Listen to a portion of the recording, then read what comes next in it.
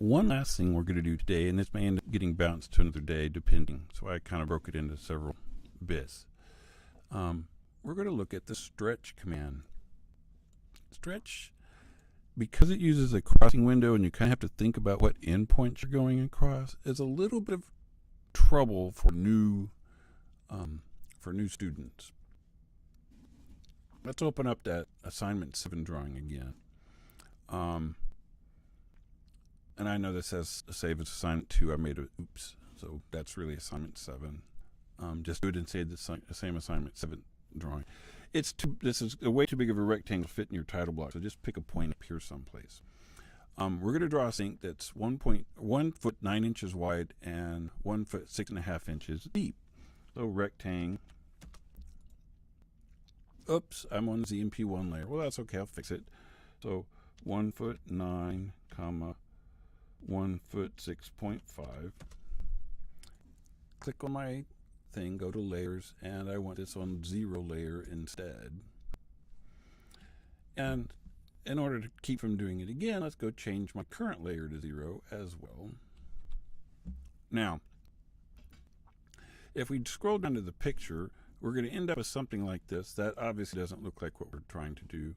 So we're going to use 2-inch fillets on the corners. So fillet, F being the shortcut.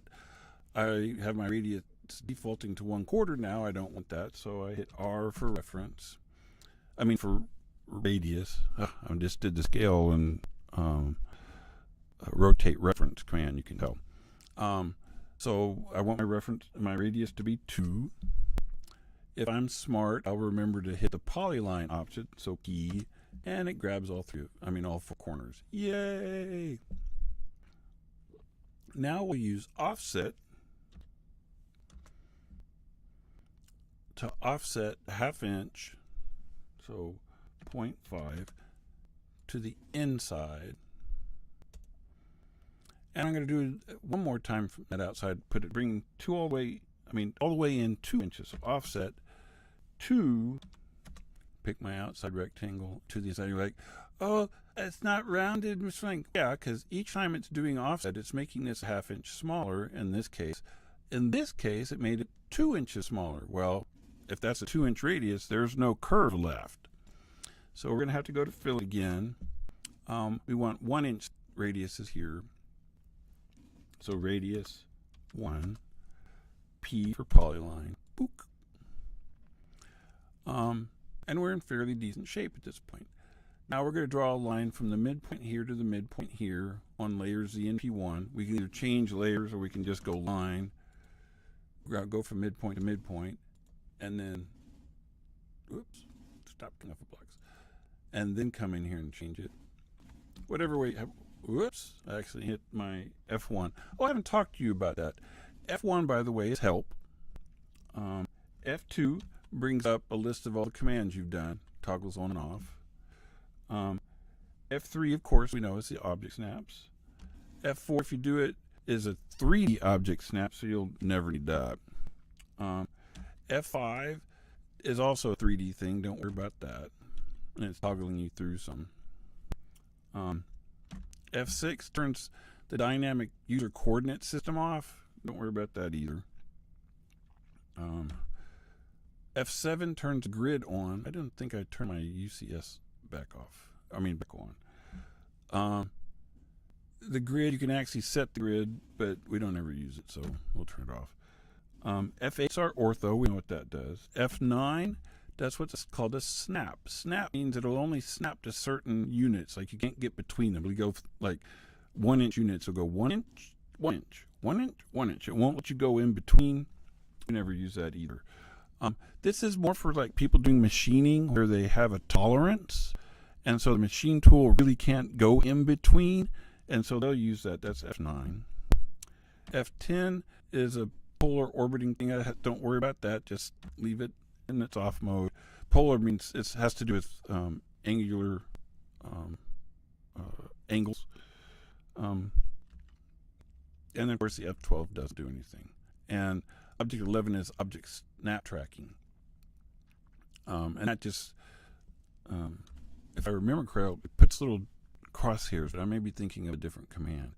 But anyway, Sorry, I'd never covered those before. Should have done it before now. All right, we've got our little line in here.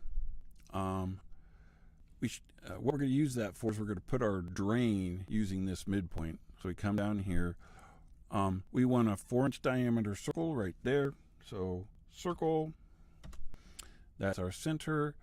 And we want a 4-inch diameter. If I hit 4 right now, what would I be doing wrong?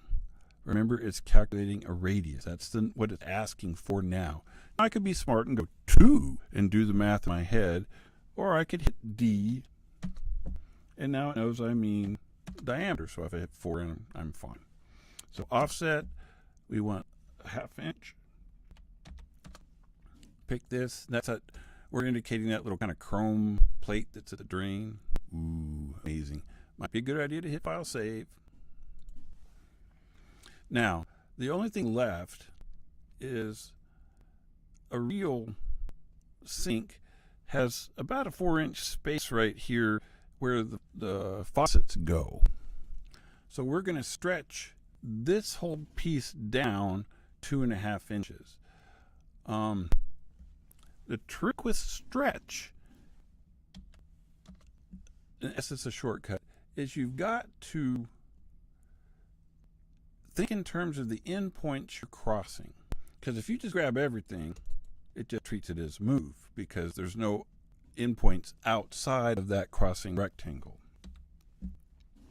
So in this case, we're going to have to come in here and kind of carefully do this. And remember, this is a crossing rectangle. That one's not. Has to be from right to left. Pick on the objects. And if you kind of wiggle now, you can kind of see, oh, I see what he's talking about. See how this endpoint down here is not moving? It was inside that crossing rectangle, yet the ones on the upper arcs in that line, those were the ones that will actually move. Make sure your ortho's on and have it go down 2.5 inches. Now, one thing I haven't talked about, and this is just an aside, let's go stretch. Let's grab all of this. And you're like, whoa, but now if we stretch it down, all that's going to move. But let's say if I hit R for remove, I can take things out of my selection set. So now if I do it, see, those are the only ones in it now. Stretch. This works for move, copy, anything. This remove. So if you hit R, and let's say I get one too many, oops, I can hit A and add an item back. A for add, R for remove. And so now I can hit my 2.5. But in stretch, when you do the add, it forgets the crossing window. That's the thing about stretch. You can't pick items. See how it just does it as a move? Stretch has to be done with the crossing window. So ortho 2.5. And you should end up with something that looks like that. But let's do a move copy to show you that add stuff real quick. Move this. No, we'll just grab some of these. We'll grab all of these, but we really don't want these two in the middle to go. So R, we'll grab those. And look, isn't that amazing? So that's the kind of thing you can use this for. If like there's one big line going through here and we just grab everything and it gets that line, don't escape and start the command again. Just hit R for remove and then pick that object. Well, that's got, I bet, it for the stretch command, so I'll call it quits.